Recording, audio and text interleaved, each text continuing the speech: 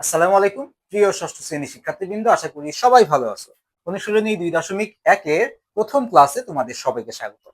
যেহেতু এই অধ্যায়ের প্রথম ক্লাস, সো আমরা আজকে এই অধ্যায়ে একেবারে বেসিক নিয়ে আলোচনা করব। বেসিক নিয়ে আলোচনা আমরা কেন করি? বেসিক নিয়ে আলোচনা করার উদ্দেশ্য হচ্ছে দুইটা।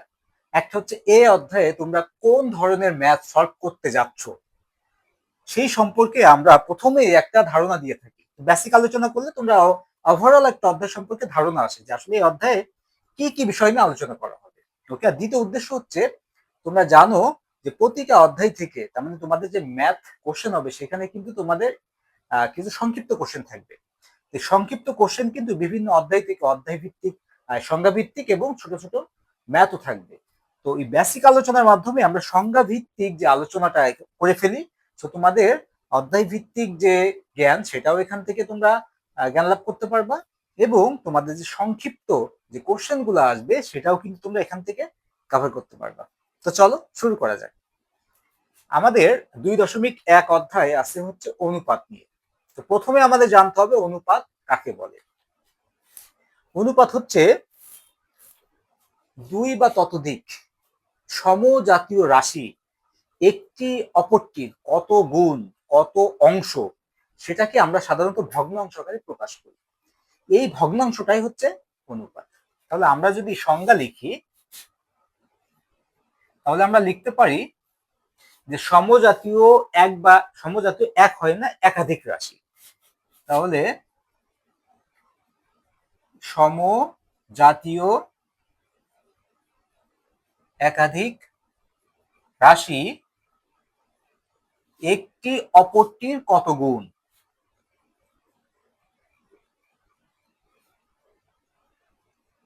বা কত অংশ,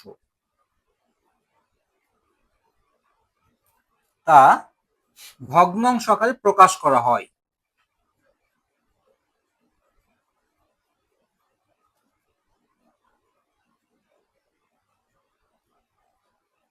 ওকে, এই যে ভগ্নাংশ আকারে প্রকাশ করা হয় এই ভগ্নাংশটাকেই বলা হচ্ছে অনুপাত।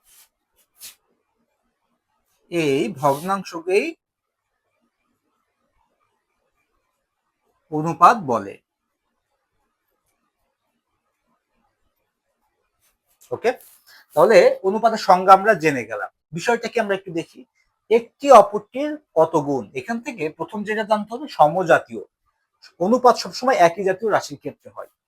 ধরো আমি বললাম যে আমার 5টা জামা আছে আর একটা কলম কিনেছি 15 টাকা দিয়ে, তাহলে এই টাকার সাথে জামার অনুপাতটা কত হবে? তাহলে এটা কিন্তু হবে না।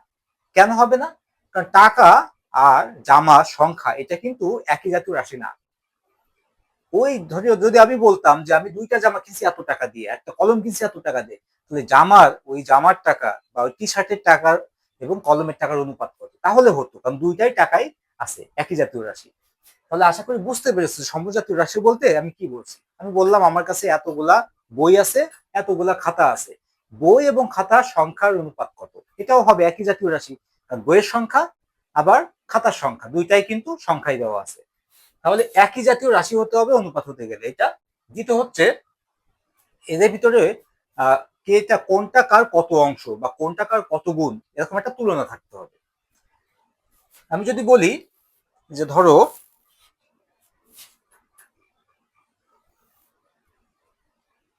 এর একটা বাঁশ বা একটা লাঠি, ধরো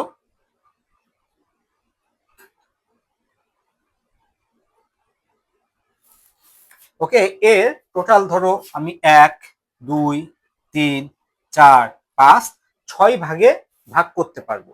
এখান থেকে আমি বলে দিলাম যে ক পাবে 2 অংশ, ক পাবে 2 অংশ আর খ পাবে 4 অংশ।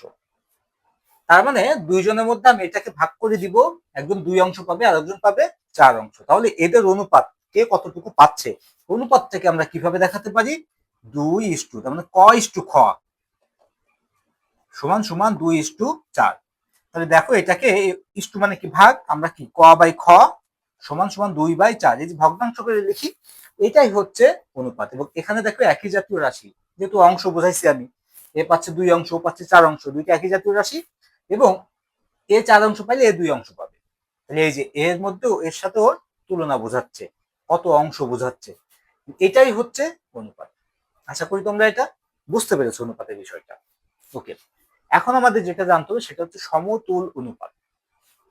সমতুল অনুপাত হচ্ছে দুইটা অনুপাত, সরি একটা অনুপাতে রাশি থাকে কয়টা?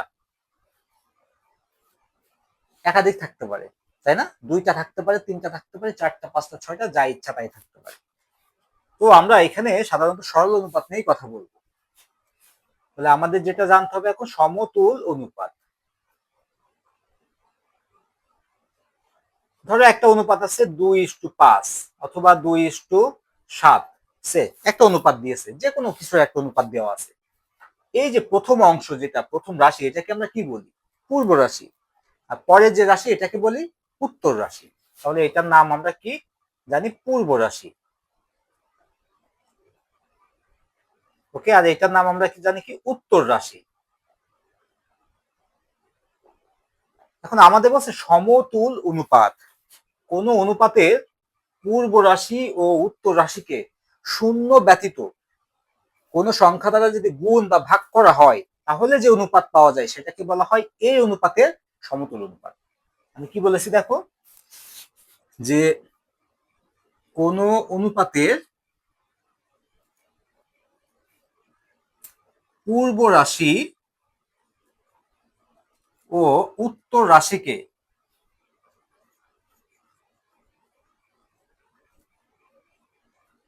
একই সংখ্যা দ্বারা শূন্য ব্যতীত, এখানে একটা শর্ত থাকবে, সেটা হচ্ছে শূন্য ব্যতীত,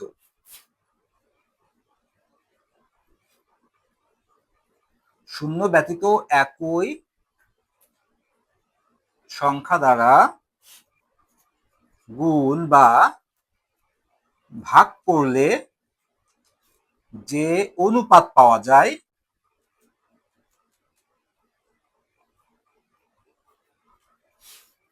তাকে ওই অনুপাতের, কোন অনুপাতের? এই যে যে অনুপাত নিয়ে আমরা কাজ করতেছি ওই অনুপাতের সমতুল অনুপাত বলে।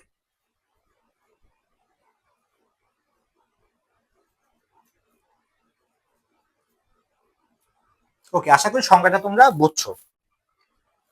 এই সংজ্ঞাগুলো তোমাদের বইতে দেওয়া আছে, তবুও আমি লিখে দিচ্ছি এই জন্যই যে ক্লাস দেখে যেন তোমরা খুঁটিনাটি সব বুঝতে পারো, বা ক্লাসের মাধ্যমে যেন তোমরা সব জেনে যাও। ওকে, তাহলে সমতুল অনুপাতের সংজ্ঞা আমরা জানলাম। এখন দেখো আমরা এখানে শর্ত একটা দিয়েছি, দুইটা শর্ত টোটাল, একটা হচ্ছে শূন্য ব্যতীত এবং একই সংখ্যা দিয়ে গুণ বা ভাগ করতে হবে। এখানে ধরো আমি একটা অনুপাত নিছিলাম 2:7, 2:7। প্রথম শর্ত বলছি শূন্য ব্যতীত অন্য সংখ্যা দ্বারা গুণ বা ভাগ করতে হবে। শূন্য দ্বারা গুণ করলে সমস্যা কি? দেখো, আমি যদি শূন্য দ্বারা গুণ করি, ধরো 2 এর সাথে 0:7 সাথেও শূন্য গুণ করলাম অথবা ভাগ করলাম, যেটাই করো না, 2 এর সাথে 0 গুণ করলে কি হয়? 0:7 সাথে 0 গুণ করলে 0, 0:0। এখন দেখো আমার মূল অনুপাতটা ছিল কত? 2:7। এখন আমার এই 0 গুণ করার ফলে আমার অনুপাতটা আসছে কত? 0:0। তাহলে 2:7 আর 0:0 কি একই অনুপাত? একই অনুপাত নয়, মান কিন্তু পরিবর্তন হয়ে গেছে। এই জন্যই 0 গুণ করা যাবে না, মানে 0 নেওয়া যাবে না, 0 গুণ বা ভাগ করা যাবে না। আশা করি বুঝতে পেরেছো যে কেন আমরা 0 নিই না। কারণ আমরা যে অনুপাত নিয়ে কাজ করবো, ওই অনুপাতের পূর্ব রাশি আর উত্তর রাশিকে যদি একই সংখ্যা দ্বারা গুণ করি শূন্য ব্যতীত, তাহলে যে অনুপাতটা পাবো তার সমতুল অনুপাত, ওর মান কিন্তু এই অনুপাতের সাথে সমান থাকবে। ওকে, এবার ধরো আমি একে 5 দ্বারা গুণ করি, সেম। তাহলে 5 দ্বারা গুণ করো, 5×2 = 10, 5×7 = 35। এখন তোমরা আপাত দৃষ্টিতে মনে হচ্ছে 2:7 আর 10:35 তো একই না, কিন্তু মান কিন্তু সেমই আছে। কিভাবে সেম আছে? এই 10:35 মানে কি? 10/35। কাটাকাটি করো, 5 দিয়ে কাটা যায়, 5×2 = 10, 5×7 = 35। তাহলে কি আছে দেখো তো? 2:7 আছে না? মানে এর মান কিন্তু পরিবর্তন হয়নি। একইভাবে যদি একই সংখ্যা দ্বারা ভাগ করো, তোমরা যে অনুপাতটা পাবা সেটারও কোনো মানের পরিবর্তন হবে না। আশা করি তোমরা সমতুল অনুপাতের ব্যাপারটা বুঝতে পেরেছো। ওকে, এবার আমরা দেখি সরল অনুপাত। সরল অনুপাত হচ্ছে কোনো অনুপাতের যদি দুইটা রাশি থাকে, একটা হচ্ছে পূর্ব রাশি আর একটা হচ্ছে উত্তর রাশি, সেই অনুপাতকেই বলা হচ্ছে সরল অনুপাত। তাহলে সংজ্ঞাটা আমরা কিভাবে দিতে পারি?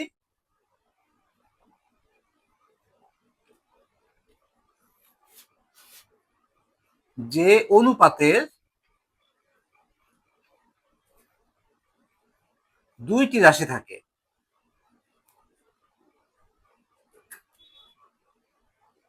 যথা কি কি? পূর্ব রাশি ও উত্তর রাশি।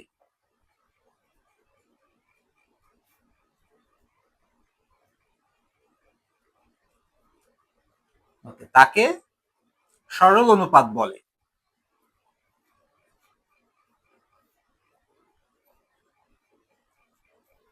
খুবই সহজ, তাই না? তাহলে আশা করি বুঝতে পেরেছো তোমরা একবারে যে সরল অনুপাত কাকে বলে। উদাহরণ যদি আমরা দিই, ধরো 3:8 দিলাম সে।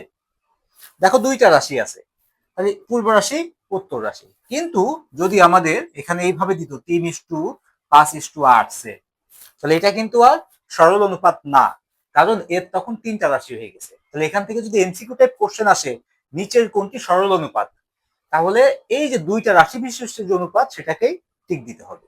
আশা করি তোমরা এটা বুঝতে পেরেছো। ওকে, এবার আমাদের বলছে লঘু অনুপাত। লঘু অনুপাতটা কি?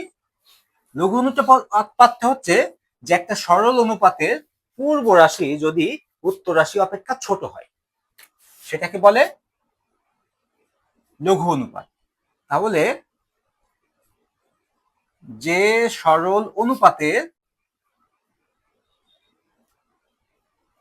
পূর্ব রাশি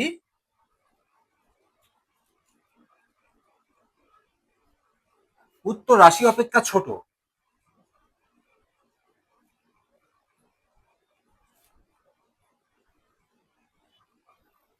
তাকে লঘু অনুপাত বলে।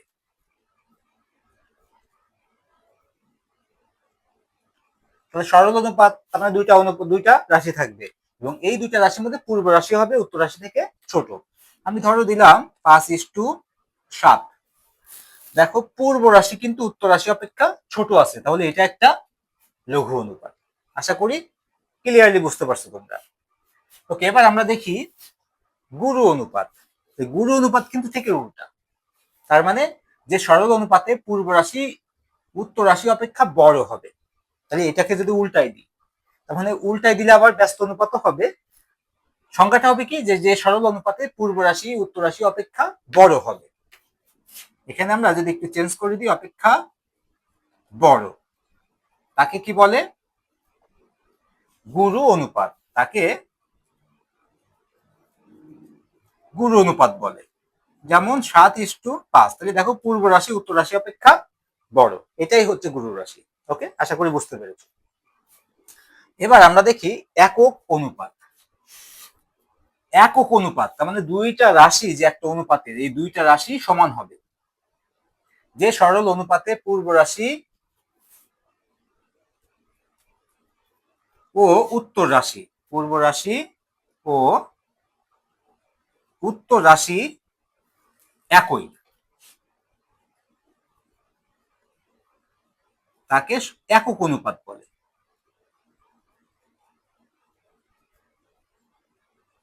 ওকে, উদাহরণস্বরূপ ধরো আমি বাজার থেকে 1 কেজি চাল কিনেছি 50 টাকা দিয়ে, আবার 1 কেজি আটা কিনেছি 50 টাকা দিয়ে। তাহলে এখন যদি আমি বলি চালের দাম ইস্টু আটার দাম, তাহলে কি হবে? 50:50।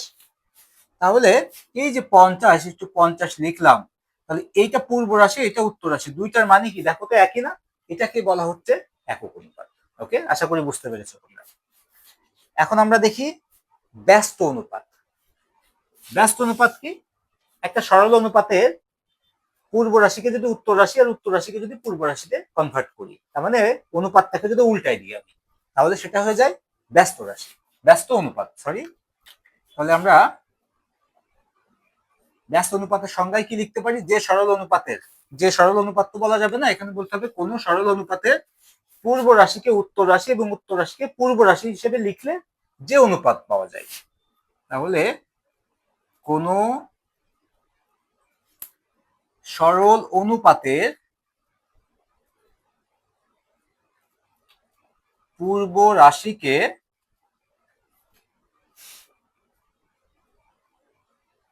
উত্তর রাশি এবং উত্তর রাশিকে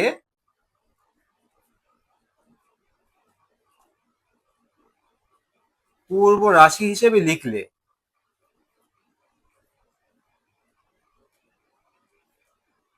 যে অনুপাত পাওয়া যায়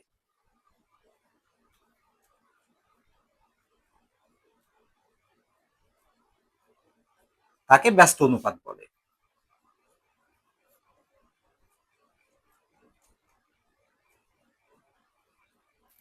ওকে, সংজ্ঞাটা আশা করি বুঝতে পেরেছো। এখন একটা অনুপাত ধরো ছিল 5:7, এই পূর্ব রাশি ছিল 5, উত্তর রাশি 7। একে যদি আমি এখন উল্টাই দিই, যে 7:5 করে দিই, যে উত্তর রাশিকে পূর্ব রাশি আর পূর্ব রাশিকে উত্তর রাশি হিসেবে লিখছি, তাহলে এটাই হবে এই অনুপাতের ব্যস্ত অনুপাত। ওকে, এরপরে আমরা দেখি আজকের শেষ যে টপিকটা, সেটা হচ্ছে মিশ্র অনুপাত। মিশ্র অনুপাত কি? মিশ্র অনুপাত হচ্ছে দুই বা ততোধিক সরল অনুপাতে পূর্ব রাশিদ্বয়ের গুণফলকে যদি পূর্ব রাশি হিসেবে লিখি, আর উত্তর রাশিদ্বয় বা ত্রয়ের গুণফলকে যদি উত্তর রাশি হিসেবে লিখি, তাহলে যে অনুপাতটা পাওয়া যায় সেটাকে বলা হয় মিশ্র অনুপাত।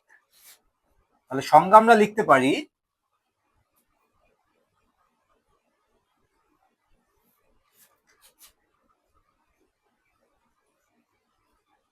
একাধিক সরল অনুপাতের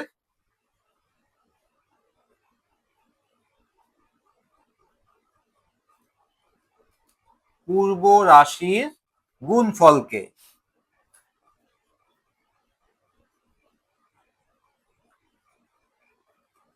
পূর্ব রাশি এবং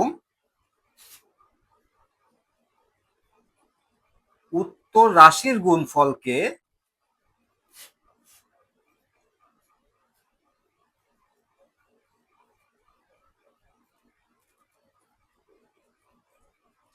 উত্তর রাশি হিসেবে লিখলে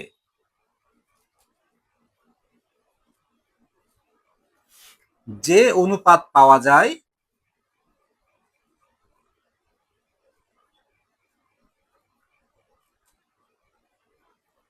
তাকে মিশ্র অনুপাত বলে। তাকে ওই একাধিক অনুপাতের মিশ্র অনুপাত বলে। ওকে, আশা করি সংজ্ঞাটা তোমরা বুঝতে পেরেছো। এখন যদি উদাহরণ দিই, ধরো একটা অনুপাত আছে 2:3, আর একটা অনুপাত আছে ধরো 5:6, দুইটা অনুপাত আছে। এখানে শর্ত হচ্ছে একাধিক অনুপাত হতে হবে।